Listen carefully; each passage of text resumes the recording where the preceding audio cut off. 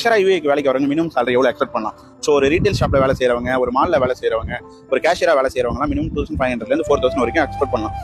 உங்களுக்கு டார்கெட் பேஸ்டான ஒரு ஏதாவது ப்ராடக்ட் இருக்குது அப்படின்னா டார்கெட் நீங்கள் அச்சீவ் பண்ணிட்டீங்கன்னா இன்சென்டிவும் சம்டைம்ஸ் கிடைக்கும். ஸோ இல்லை நான் ஹோட்டல் ரெஸ்டாரண்ட் அந்த மாதிரி வரேன் அப்படின்னா மினிமம் 1500 ஸ்டார்ட் ஆகி 4000 வரைக்கும் உங்களுடைய பேஸ்ட் ஆன் உங்களுடைய இந்தியன் எக்ஸ்பீரியன்ஸை பொறுத்து உங்களுக்கு salary கிடைக்கும்.